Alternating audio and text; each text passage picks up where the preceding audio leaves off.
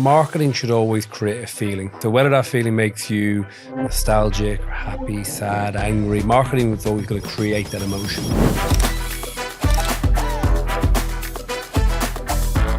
We kind of pride ourselves on having classes from what we call holistic to sadistic. You've got to be brave and do stuff that will rattle the cage. I always say we ask for forgiveness, not permission. You wouldn't necessarily think that's a marketing tactic. It's a bit guerrilla. You're doing something in a place where you wouldn't expect it. It went pretty viral. Then I had the ops manager calling the CEO going, who's done all this in the changing rooms? That's just a bit of fun at the end of the day. It's marketing, right? We're not trying to cure cancer. You guys were brave enough to do something different. Everything that you do, internally and externally, should map back to your values. Everything we do comes back to challenger brand, being disruptive. I'm almost encouraging them to do it. 9 out of 10 ideas don't make the light of day. That's how we grow and operate as a business, because if we don't, then we become stagnant. To enable everyone within the business to generate ideas, try things, not worry about it. That is an absolute game changer, especially in today's world. Hey guys, and welcome to another what will be amazing episode of Marketing in the Madness, because I actually have someone who is on my previous podcast coming on today. If you've not been here before, then welcome. This podcast really focuses on the innovations that happen in the world of marketing in order for brands and businesses to attract, engage, convert more customers, clients, revenue, whatever it might be. And today is no exception, because I have the fantastic Rory McEntee, who is the marketing director of Gymbox. Am I saying your name right? Yeah, Rory perfect, McEntee. perfect. Yeah. It's the most unusual Irish name. Yeah, but you nailed it. Yeah, I've been called a few different things. Rory McEntee is pretty good. You got that. I'll take that. Boom. Boom. I got it First right. First take. Oh, that's always a relief. We met 4 or 5 years ago, maybe? Yeah, I bet that. Yeah, a long so time now. Pre-Marketing in the Madness, guys. Rory met me when I did my previous podcast called Word on the Street, which was more for agency leaders around how, they wanted, or how brands wanted to interact and what brands needed from agencies. Whereas this is obviously a totally different topic. So we're going to touch on very different things today. But before we delve into the world of innovation, marketing, and the fantastic things that you're doing at Gymbox, can you tell our lovely listeners a bit about you, the potted history of Rory, what you've been up to in your career, why they should care to listen to you today, and why you're fucking awesome? Oh, wow. A lot to live up to there. Thank you. Thank you. No, you know what? I've had a really interesting career in terms of I've always kind of gone against the grain. So when all kind of people are in uni, we're all going to kind of the big clients, Unilevers, P&G. I decided to go agency side back when, which I think is why we had that great podcast before. I was like, go agency. Yeah. But I think that helped me kind of the pace of the agency world, the kind of all the different clients I worked with. It gave me a really kind of good insight into where I wanted to go in my career. But when I went client side, I went to Everyman Cinema, who were small at the time. And if people don't know Everyman Cinema, they're that kind of challenger brand to the multiplexes, the Cineworld Odeons. You have popcorn and sofas. And it's a bit more normal now, but kind of 12 years ago, it wasn't. It was really innovative. And I continued that path then with Paddy Power, which was kind of where I learned my craft. So Paddy Power, some of the most disruptive campaigns, from the kind of Cheltenham Hollywood style sign to Lucky Pants during the Euros. And that was just a real fun time. Like, it was like being back in kind of uni, just coming up with crazy ideas. And there was no idea that was just so silly. And I kind of just went in, I kind of just followed my interests. Like, I was kind of into sport, and I did a little bit of Pizza Express and Papa John's. So I just basically followed my belly. I literally went sport, pizza, movies. And then when I kind of got a little bit, overweight after all that, I joined Gymbox. That is the best career journey ever. I love it. So I'm not too sure what will be next after this. Maybe like funeral homes or something. As I get a bit older, I'm not too sure. But not yet. But you know what? I've been very lucky. I've always followed kind of what I've got a personal interest in, as opposed to just following a interesting or a lucrative brand that I could work for. So it's always been a kind of personal interest more than anything.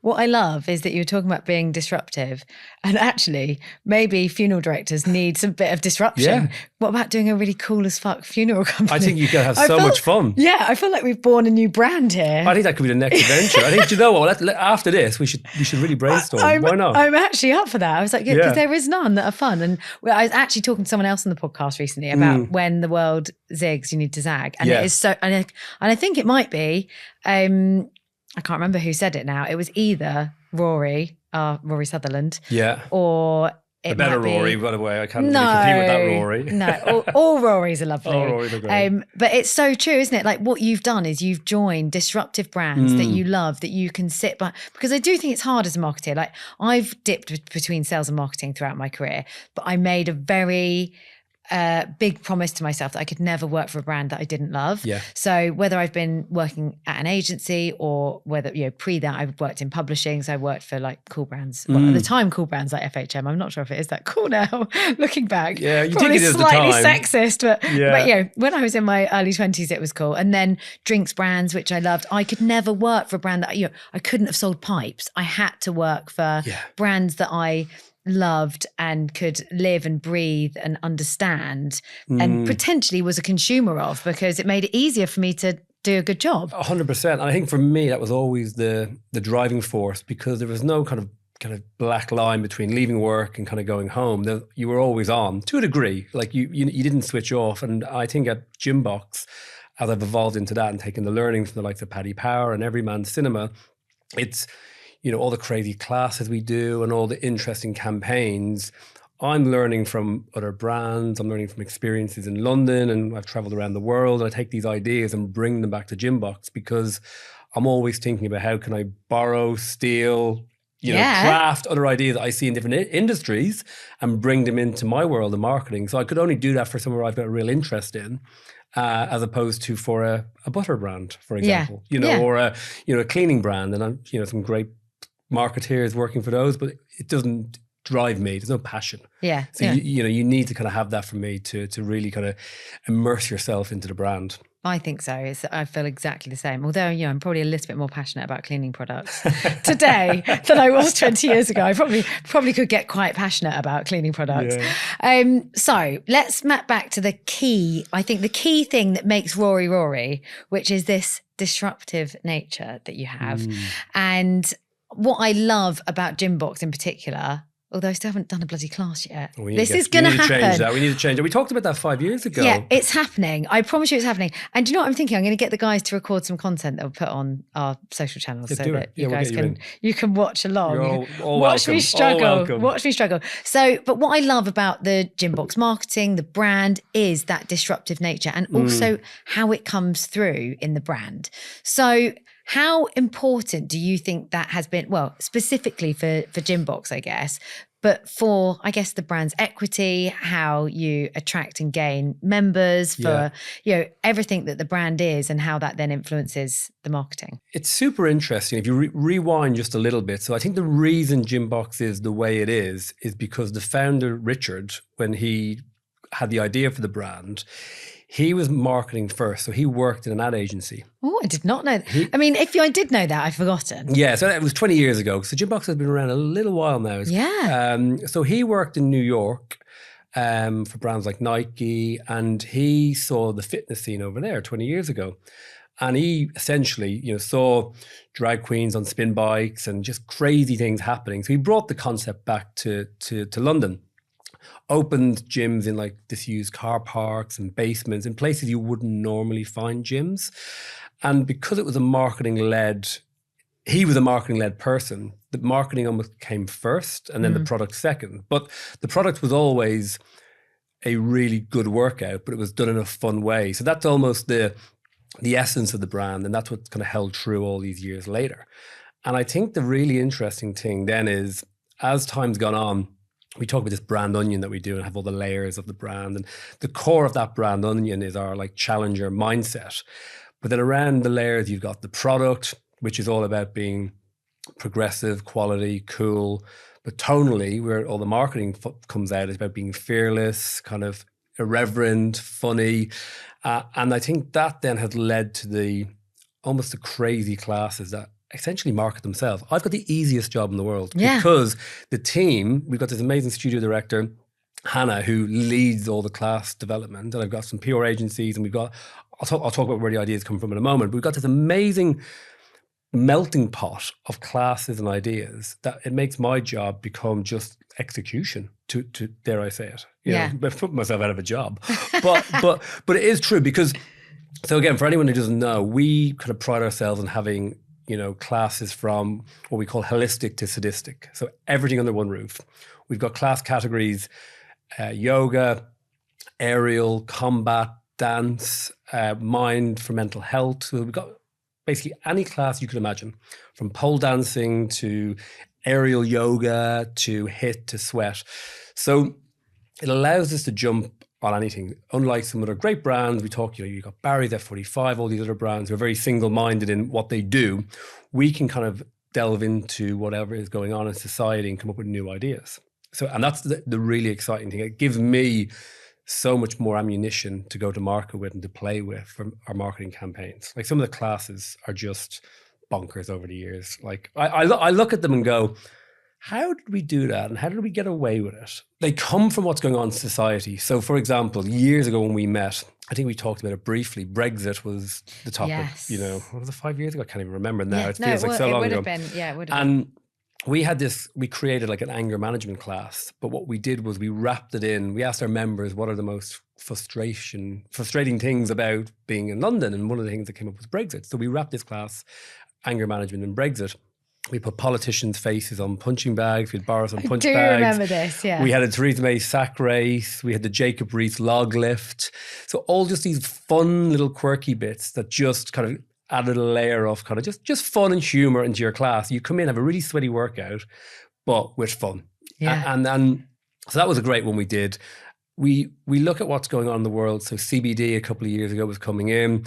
We did CBD yoga, where you could actually have a patch on you and just kind of chill and relax. So it was all legal, but you know, we called it Cannabliss, which was again just a kind of a fun little name, which again just great PR. Yeah. We had post COVID, dare I say it, don't say the C word. We had digital detox when the gyms reopened because everybody had been on Zoom for a year.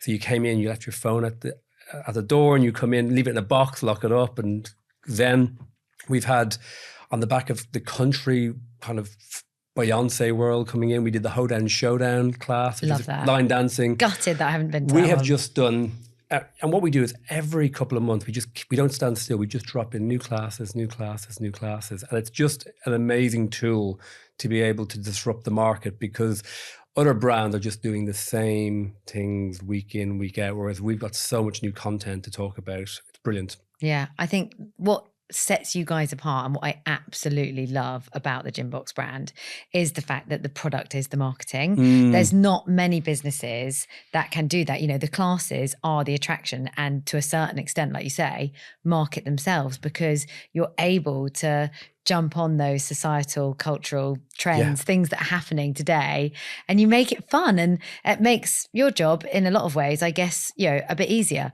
However, I'm sure that you're involved with helping come up with the concepts for those classes sometimes, because you're a tight-knit group, and because it is an interesting strategy, because it's different to most how, you know, you can develop the right products, but I'm guessing sometimes also the wrong ones. Yeah. So how do you guys decide internally, right, yeah, this is these are the trends that matter to our audience and, you know, the members that you want to attract and that you already have? Yeah, it's tough because we've got a lot wrong over the years as well. You know, we've had classes that I thought would do really, really well.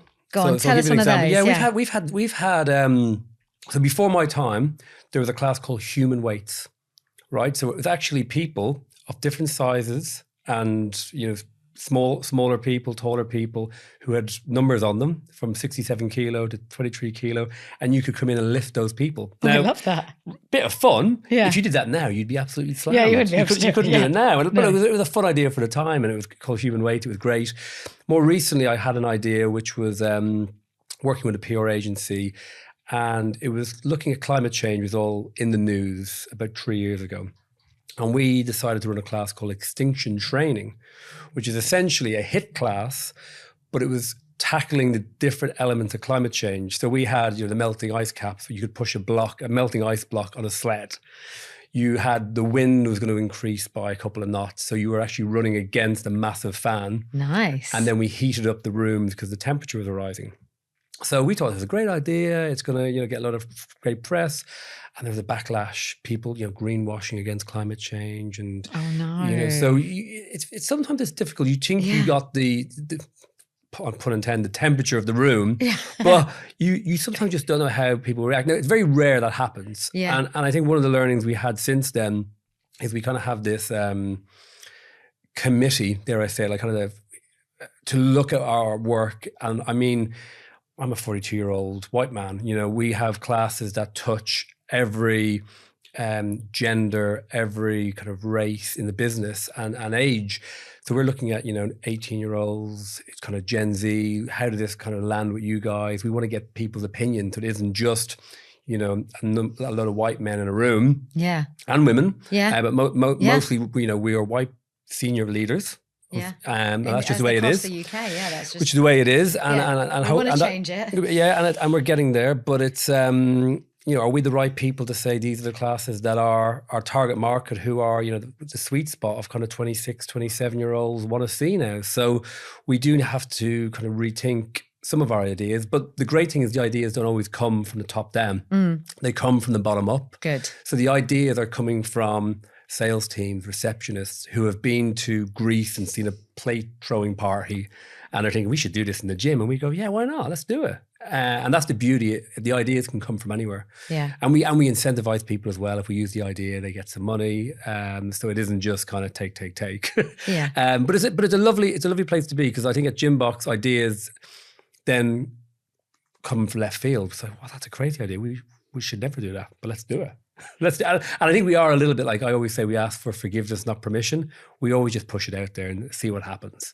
Sometimes we get it wrong, but most of the times we get it right. Yeah, I love that. But it does help. It helps get that talkability for the brand, which is very hard to get on a small budget that we have compared to some of these big brands that are out there. Well, let's talk about that then, because that is super interesting. And especially as even the big brands, like time stamping this, we are in, I don't even know what bloody year it is most of the time, August 2024, I think. And, last year was tough for even the biggest brands out there. Everyone was having their marketing budgets cut. It was, a scary time for many. They weren't able, marketing teams that usually had huge budgets had very little to play with. So everyone's had to become a little bit more creative. I do think it's getting better now, finally.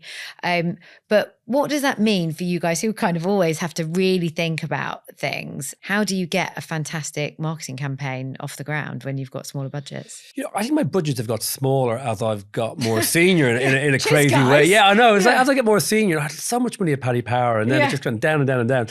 Well, look, you've got to be smarter for one. And it's easy to say that. A lot of people say you got to be smarter, every penny counts, you got to work harder. But again, I think my view on it is trying to do stuff that hasn't been done. But that is tricky. Now, look, everything has probably been done in some aspect. It's how you kind of wrap it and spin it a little bit. And I think what we try and do are things that make you smile, be a little bit disruptive, not offensive. However, not everyone's going to like what you do. So I think you've got to be brave and do stuff that will kind of rattle the cage a little bit, because if you don't, I think if you try and market to everyone, it becomes so beige that you end up not talking to anyone and everyone just like meh. And I think, again, in the gym world, a funny statistic, only 15% of the UK population go to a gym. What? Okay? Only 15%. I promise that's the stat. It's from somebody more important than me, because I'm governing, but only 15% of the UK have a gym membership. So straight away, my audience is pretty small. Right? And out of that 15%, probably only about 10% of them go. Probably only 10% of them go. Yeah, exactly. Are paying their membership and not going. Of that, how many people are going to be a Gymbox type member? So actually, I'm going to alienate probably 85% of my audience anyway. So I really want to just tap into those Gymbox kind of members or potential members. So we're trying to do stuff to make people smile. So that bus advert, which caused so much controversy last year. Go on. For those that haven't seen it, tell us about the bus ad. So the bus ad, okay, so let me set this up. So the bus ad was to promote our aerial classes. So again, for anyone who doesn't know an aerial class, you're suspended from a roof in a harness, like aerial yoga. Can I tell you a very quick funny story? Go on. I mean, I shouldn't really be interrupting here. And I promise I won't call him out, although he probably wouldn't really mind. One of my neighbours, who I met down in Bournemouth where I live, also used to live in, have a place in Notting Hill. Okay. And I grew up in and around London and Notting Hill. And, that was where I spent my, youth, late teens, early 20s. And, went to his house literally just off Portobello Road one night. I don't even know what we were doing. It was his birthday, my brother's birthday. We went there and I was like, oh, it's really cool. You do aerial yoga in your lounge. He was like, no, Katie, I hire it out to a lesbian sex club every Tuesday night. And they're going to be here soon. I was like, okay, can I stay? I'll stay, I'll join in. Yeah. No, anyway, so sorry on that. Well, we actually could be the next Gym Box class. You've just given me the idea for next Gym Box class. Only. Yeah, girls only. But no, so it is not quite like that, but it could be. It could be. I'm envisaging you going now. So we had this idea. We wanted to kind of promote the aerial classes. We had the idea of trying to advertise from somewhere looking down, from somewhere high up looking down.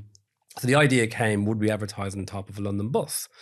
Now, we said it was a media first. For some of your slightly older audience, they might remember The Economist back in I think it was in the 80s. But again, as I said, nothing's ever brand new, right? We take, liberties a little bit. So we had this great line which said, if you're reading this, you're a natural.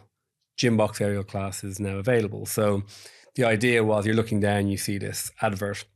And we said, look, let's just run it on a couple of buses. Ran it by the boss. We mocked it up just to show the boss. He thought the idea was great. Let's do it. Looked at the option with our media agency and they said, you can't advertise on top of London buses, which was a surprise to me. I thought you could because obviously it happened before. Turns out you can no longer do it. It's not an option. We had this great idea. It was around the time as well when all the CGI was coming out, the Maybelline eyelashes on the tube, Adidas had done one around the World Cup. So we just thought, let's just jump on this trend of fake ads going out. So we pushed the advert out as if it was real. Now, I think the reason it got so much controversy was probably because no one knew if it was real or wasn't real, whereas I think some of the CGI stuff, you knew pretty quickly that it wasn't. And we kind of needed to grease the wheels a little bit, as I say, to kind of get the message out there. We were sharing it as if it was real. And the marketing world went mad.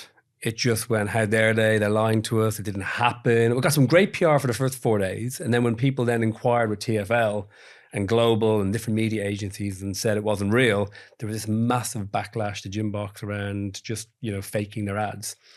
Now, I loved it. I was getting, for about £250, the most coverage we'd ever received. And actually, again, to my earlier point, most people wouldn't be Gym Box members anyway. So we were just getting our brand out there. I don't think in a negative way. I think it was a little bit controversial, but it was kind of a fun piece. And probably of all the campaigns last year, all the fake ads, it was one of the most popular.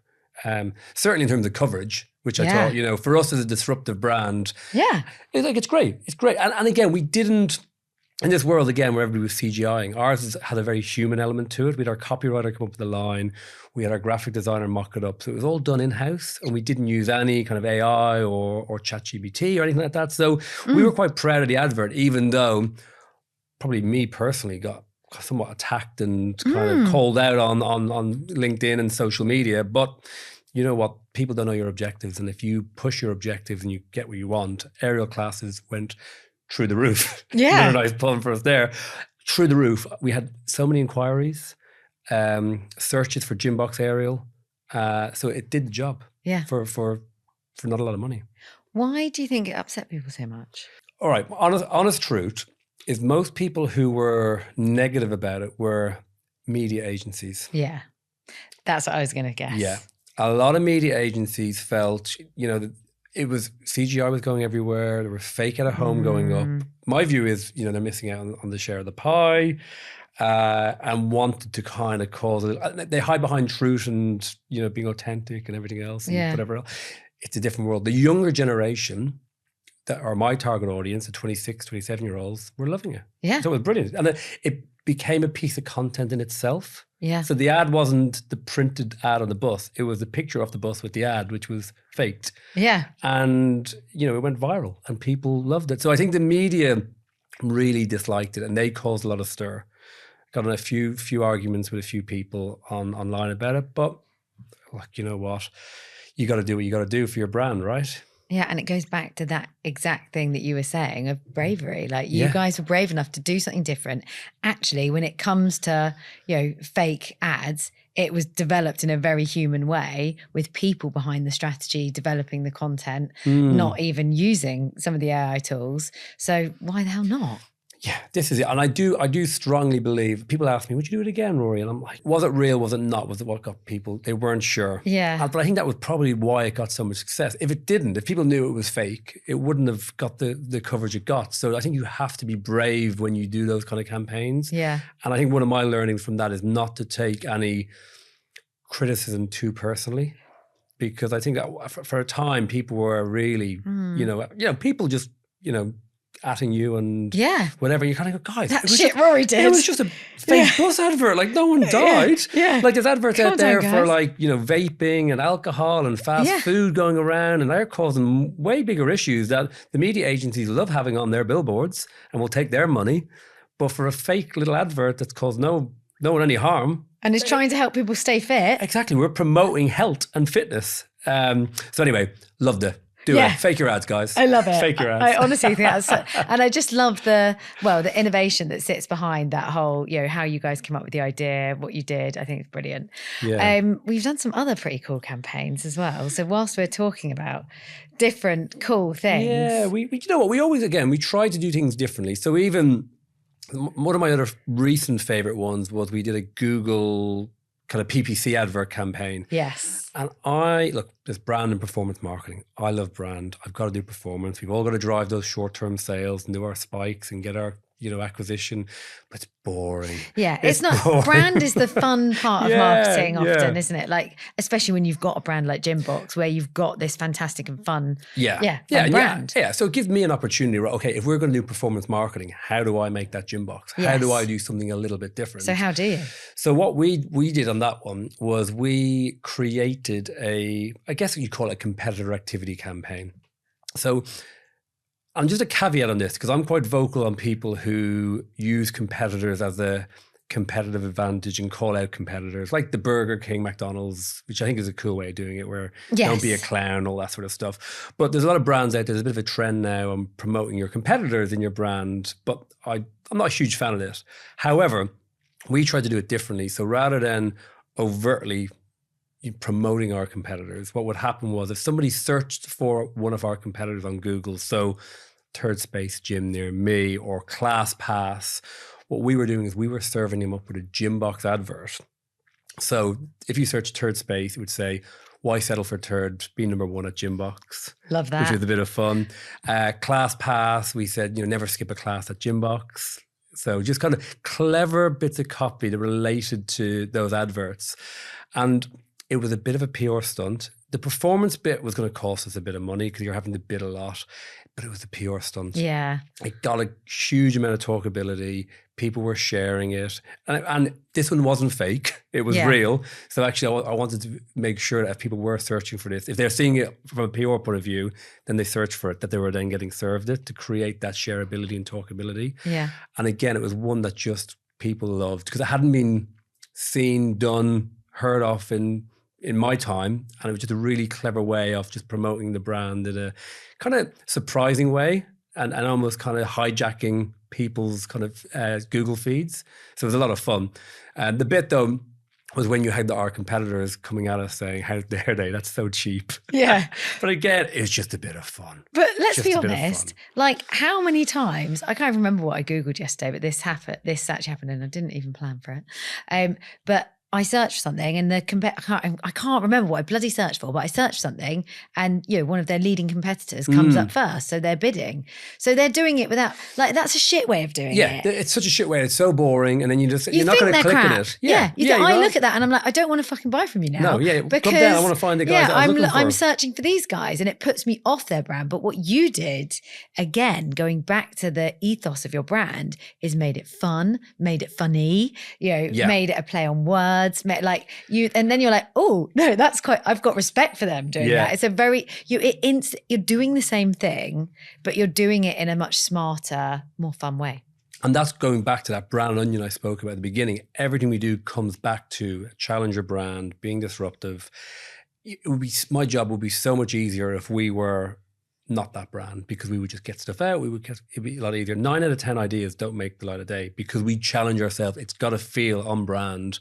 We can't just serve out a paid media ad or a Google ad unless it has that Gymbox tone and fun. And that's why with the team, we're always pushing the team to come up with new ideas, because otherwise we'll just become the same as everybody else. So we always kind of drive new thinking and new ideas. Yeah. Well, that's actually going to be my next question. I told you I was going to go way off topic today with regards to, well, we're not off topic because it's all about marketing innovation. But how do you drive that culturally across the business? Because I think it's all well and good to, all of us as businesses, we want to be seen as being innovative, as, being out there, being that, well, maybe not all, but a lot, certainly, I do. And I think we've done a pretty good job of challenging the norms, of having a strong tone of voice. But how do you develop that culturally within the business to make sure that what you're putting out is a true representation of, what's happening within? Do you know what? It goes back to hiring the right people, first of all. And I think, again, I know I keep banging on this, our brand onion influences everything we do. So even in our job advert, it's got that Gymbox tone. So the people then that are applying are people that buy into that kind of fun brand that you can tell when they come in for interviews. But actually the people then that come in on the back of that advert are, dare I say, people who, I don't know, they're a bit more quirky, a bit different, a bit unique. So we're getting people, I like to get people in that are, who love the London life, who are out experiencing London, seeing crazy things, because they're the people then will have those ideas. They'll say, Rory, I was out on Friday night at this nightclub and you'll never guess what I saw. This DJ was doing this with a whatever. And we go, right, can we take some of those ideas and apply them to Gymbox? So it's people who are out there getting experiences and taking to the gym. But it's about kind of empowering them as well, because I've been in jobs, I'm sure you have in the past, where you have ideas and you bring them to your boss and it's like head against a brick wall. And then when you have that next good idea, you don't come to them because you don't want that rejection again. And I think as a brand, we're very good at letting ideas kind of grow and say to people, okay, if that's something you think is going to work, sometimes I'll agree, maybe I'll think, I'm not sure that's quite right, but let's go with it and see what happens, and give them a bit of rope to try it and prove the concept. Or, by the way, I'm not talking about a fake bus ad. Sometimes it's just a simple idea from a little bit of paid media or a small class idea. We've done, one of the girls today just came up with a class to do kind of the whole Brat Summer spin class. We're going to have the room green. And I just said, yeah, let's do it. Why not? Let's just, and she's going to turn it around in 2 days. It's just a fun team spin class. So I think you need to let people have an idea, follow it through and see it. But I think the big thing with my team, which again, I go back to that mantra around asking for forgiveness and not permission, is even sometimes if I'm not around and they think there's a topical reactive idea, I'm almost encouraging them to do it. If it doesn't work, I'm not going to kind of slap their hands and say, I almost commend them for trying. If it's failed, like you did it quickly, you had a go, let's move on to the next idea, because then you'll just breed that culture where you want to keep coming up with ideas. Otherwise, if they do the idea, it doesn't work, and you say, God, you really shouldn't have done that without me, you end up just becoming a bottleneck. Yeah. You end up becoming a bottleneck. And no, it's a little bit easier for a brand like Gymbox, where we know we've got this culture where we'll push it out. It's not for everybody. I think there's some brands out there that might struggle to allow that culture to cultivate. But my advice would be try it. You never know what ideas you could get. Yeah, I love that. That ability to enable everyone within the business to generate ideas, try things, not worry about it if it fucks up or it doesn't deliver what you thought it was. I think that is an absolute game changer, especially in today's world. It really is. And there's some of my teams, I've been at Gymbox now almost 7 years, and some of my guys have moved on, and it's great. And you encourage people to, when they kind of get and they grow and they move, it's brilliant. And I remember one of the girls, Jess, who used to work with me, when she first came in, she came from the sales team in the club, full of ideas, and now she's head of marketing from fitness app. Like, she has just grown. Now, I'm not going to take any credit. All I did was kind of just say, just do what you want to do and do it. And she took the reins and she did that.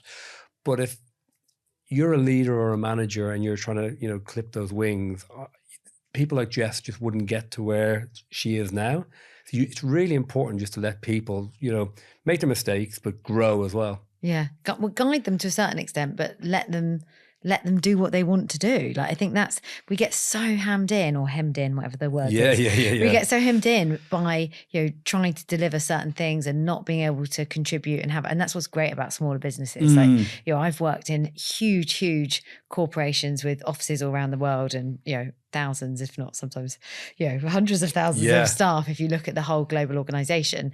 But all the way down to now, I've got a team of just under 10 people. Like, we can, I'm always encouraging the staff to do extra, to try new things, to look at new platforms. Like, that's how we grow and operate as a business, because if we don't, then we become stagnant and just like everyone else. You really do. And you know what? We drive everybody in Gymbox mad, like the other non-marketing team, because the stuff we do. Like, we had one of our girls a few weeks ago. You remember the Hok Tuh girl? Yes. Oh my God. I didn't know about this till my brother told me. I definitely feel like a lot more men know about this. Maybe they do. I don't know. But anyway, obviously she went viral, and it was like Hok Tuh. Yeah. Anyway, one of my girls messaged me. I wasn't even in the office. She messaged me and she cut out a picture of this girl.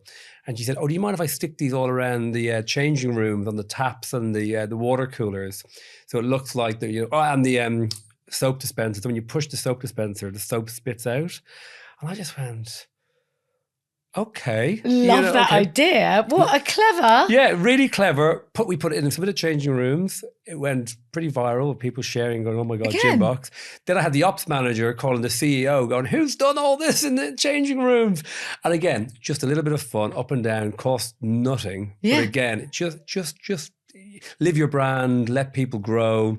It's just a bit of fun at the end of the day. It's marketing, right? We're not trying to, we're not cure cancer. Yeah. There's bigger things going on. Like some of the things going on in the world right now. Just have a bit of fun. Yeah, let people grow. Yeah, I really what again you're going back to there is you wouldn't necessarily think that's a marketing tactic. No. It's a bit guerrilla-esque, isn't it, to a certain extent, that you're doing something in a place where you wouldn't expect it to necessarily be a marketing tactic. But it is, because the world we live in now is so viral. All someone has to do is film it and tag Gymbox, and then off you go. You're getting some great content, and you're making people laugh, and it's happy and fun, and it's great. I love that you, I mean, that's one of the other things, I guess I knew that you guys did it, but that we've really spoken about today is the importance of jumping on cultural trends. Now, you're really making me think about how we're not doing it enough, but I'm always saying to the team, whatever's going on in the world, like, we don't do so much email marketing now, but putting that as the subject in a header, obviously everyone's been doing the Olympics, so doing stuff around going for gold or whatever it might be, like playing in, it's because everyone's there. They want to know about it. One of the best campaigns we ever did for ourselves at Street, really, really basic, but so clever. And I can't even claim it as my own. It was one of my fabulous team members at the time, she's left me now, It was a campaign that went from me. So we do all of our marketing as human to human. So we don't do newsletters from the business. We do stuff from me. Okay. So it's like me that's nice. emailing. Yeah. Now, I obviously used to see them, but I didn't necessarily write every single email that went out. So this was one that Nicole wrote. And shout out to Nicole Wilson. So Nicole did, it was on Valentine's Day we sent this, and it was, "I've broken up with my partner," was the title of the email. Oh, wow. And it was like, agency partner. If you're looking for a new agency, then I'm your woman. I like that. We got like 40, 50 meeting requests off the back of what, I mean, email marketing is a bit harder nowadays. But we have some fun. Like some people did respond and they were like, this is really tacky. We don't like it. Fine. You were probably going to never work with us anyway. Exactly. You're not right for us. We've got personality. This is how we show up. If you don't like it, you're definitely not going to get on with me as my client, because that's how we are. Yeah. These are my values and this is what we do as a business. And actually, we know that's not going to work. Yeah, exactly. Yeah. So I love that. I really love, you're really making me think, and I hope everyone listening or watching as well, about the importance of jumping on those cultural trends and things that are going on in the world. And you know what? It's different. We do that in two ways. And again, for anyone listening, there's the plan versions we do. So, you talked about the Olympics earlier on. Yeah. So we look ahead of the calendar and go, what's coming up, the Olympics? So we did 2 classes this year. We did speed walking. So we have on the treadmills, you can just speed walk. And we did breakdancing. We did a breaking class because breakdancing was in the Olympics for the first time. Yes. Which was very funny with the Australian girl, Ray Gunn. Did you see her? No. Oh, she's going viral for all the wrong reasons. Oh, no. Just Australian girl, Google it after. Oh, maybe. She was jumping like a kangaroo and stuff. And yes, it was okay. all fine. very funny. Fine. But so we looked at that and you plan ahead and you go, okay, Olympics are coming. How do we do something that's relevant and create talkability? And that's how we do it. But the ones that tend to work even better are like those reactive ones where we come up, like the Hawk Tool girl. Yeah. Where again, the idea just comes in someone's head and we go, should we do it? Yeah, let's get it out today. And we turn them around so quickly, almost to the point we don't have time to think about it too much. Yeah. We did one recently for Glastonbury where one of the girls just couldn't get a ticket. She's an aspiring musician. She couldn't get a ticket. So she decided to put on a Glasto box in Gymbox. So she just said, oh, can I put on, so we got a band and we put them in the boxing ring on a Friday night for Glastonbury weekend. We got a band. She hired a band for not a lot of money. We got Beavertown in. They gave away some beers. We did some fun games. And again, people were just coming to we didn't promote it. People just came in to the gym and there was a band playing in the ring. We called it Glasto Box. Had some beer. So again, don't have a beer license. We just sold beer. But I didn't sell, we just gave it away. Yeah. I think if you give it away, you don't get in trouble. But and yeah, it was just a great thing. Everybody was sharing it. People were going, oh my God, Gymbox are doing Glasto Box. And just a reactive thing that we turned around in 2 days. Yeah. It's crazy. And they're the bits like your email that you never know. Yeah. Lastminute.com. Lastminute.com. Just try something, see what happens. It's interesting, isn't it, though? Because we worry in marketing so much about planning. We definitely don't do 1 year plans anymore. We know some key things that are coming up, events that we're doing, MadFest, for instance. Yeah. But often, the coolest and the most fun things we do, someone could just say on a Monday morning meeting or just randomly say, oh, I saw this, I think we should jump on it. And those are the things that go viral. Yeah, they're the ones, because I think you can overthink some of the bigger stuff. And okay, of course, your MadFest, January for the gym world's big. Yeah. You've got to plan those ones in. Yeah. But it's those little spikes and those little cherries throughout the year, they're the ones that make as much of a difference, but you can't plan for them because you don't know what's going to happen. No, you don't. You have no idea. I was going to say, one of my questions was actually going to be, do you in any way kind of plan or brainstorm those ideas when someone comes to you? Do you just go, fuck it, yeah, let's just do it?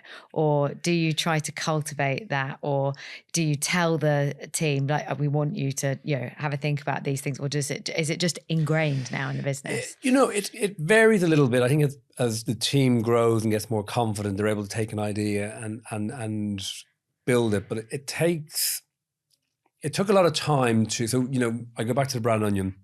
With the Brand Onion, we then developed these kind of 5 brand values. And, we have, sweat the details, get stuck in, don't be a dick, have a giggle and anything goes. There are kind of 5 brand values. Love that. And as people come into the business, they learn what they mean. And they have a meaning as from a marketing point of view. What does don't be a dick mean from marketing? Like, don't offend people. Don't be stupid. Yes. Have a giggle, make them smile. Do marketing that, put a smile on people's faces.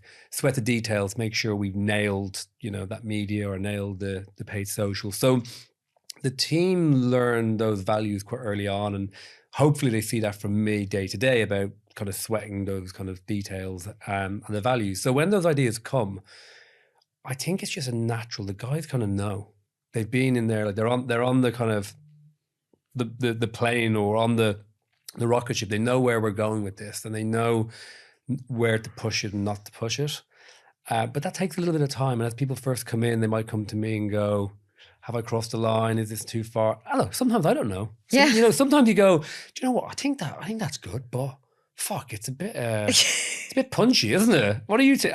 And so there's sometimes an element of that. Like, I'm not going to let the guys go off and go crazy and cause, Yes. some terrible PR disaster. And But then that's we go, the don't be a dick bit. It does play back into the values, right? Everything comes back in. So whilst on the outside, people think Gymbox do all these kind of wacky, crazy one-off pieces like the bus or Google or whatever, it all layers up to that anything goes kind of model. That Gymbox is a place where we have a giggle, but we're not being, don't be a dick. It's all built on these strategies. But on the outside, it looks a little bit kind of gung-ho and sporadic. But there is a kind of strategy behind it all. And I think the team get that. And I think as they kind of grow and learn, like if I go away for a couple of weeks, I trust them to not make mistakes. But we've got a great support system. Mark, my CEO, he loves marketing. He's kind of, we've got finance meetings, marketing meetings, operations meetings, marketing meetings. They always overrun because he like anyone loves talking about it. But, he's there to guide the team as well when I'm not around. But there's a real culture of, you know what, guys, you are our target audience. You know what makes people tick. And I trust them completely. You have to. I love that. And I really adore how you live and breathe your values because I think businesses forget. I mean, I've had a couple of clients who don't have values and I'm like, how can you not? I'm a tiny business and, I hope that we live, in fact, to the point we're now putting them in all of our pitch decks to clients so that they're aware of this is us. This is what this means to work with us. If you don't like them, then don't work with us. And we truly do, live by them. We onboarded 2 new staff yesterday and I took them through the values. It's super, super important. I think everything that you do internally and externally should map back to your values. They have to truly represent you. And I think in order to attract customers and attract good staff, you've got to live your values. So it's great to hear that you guys actually you really stand need by to. that. You really need to. I think a lot of businesses have all those values, but sometimes you just need to articulate them and put them down and just kind of go, right, that's what they mean. And you go, oh, I get that. Oh yeah. But you're doing it all the time anyway. Talk about them.